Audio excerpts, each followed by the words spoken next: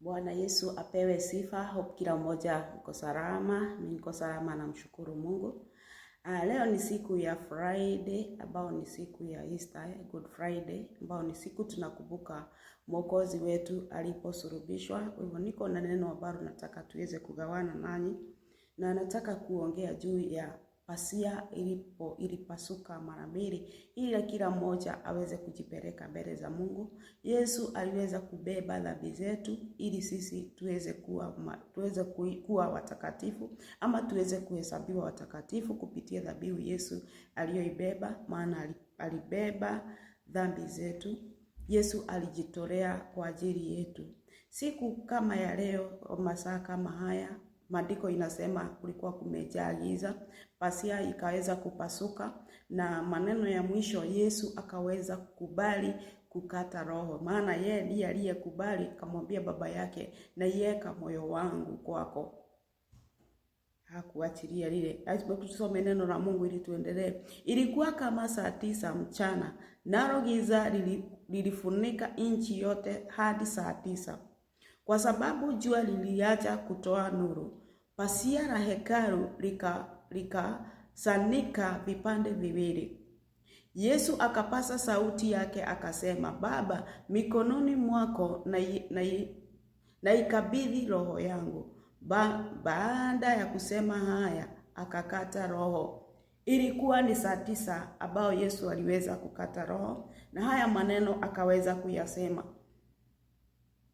Yakoba, moyo wangu na ukabidhi mikononi mwako, na pasia ikaweza kupasuka mara mbili. Dada yangu, ndugu yangu, sijui ni jambo gani limekuwa tatanisi sana katika maisha yako, limekuwa na giza kuu. Nataka kupitia hii dhabihu Yesu alitoa msalabani uweze kuliaminia Mungu, maana Mungu ndiye anayeweza mambo yetu yote. Pasia iliweza kupasuka ili kila mmoja aweze kujipeleka mbele za Mungu. Uko na ruhusa ya kujipeleka mbele za Mungu. Hakuna laana imekufunga kabisa, maana Yesu alifanyika laana ili sisi tuweze kubarikiwa. Kwa hivyo unaweza kujifungulisha katika hali yote kupitia kumwambia Mungu vile unataka. Usikubali hali ikufunge. Usikubali dhambi ikufunge. Usikubali tamaa za huu mwili ziweze kukufunga, maana Yesu aliweza kusulubishwa msalabani na akaweza kukabidhi moyo wake Mungu, akaweza kutulipia deni.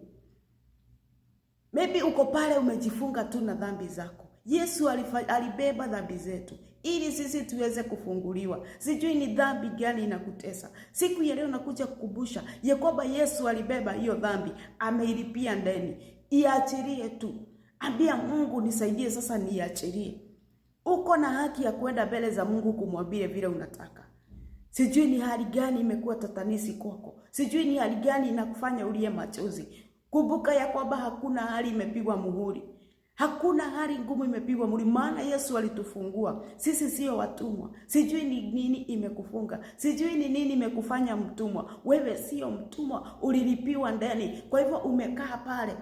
Ni kama vile Paulo alipofunguliwa alisema hatutatoka kutoka hapa, lakini walikuwa wamefunguliwa. Dada yangu, leo nakotaka kuambia umefunguliwa. Au hujafungwa, wewe ndio umejiweka pale.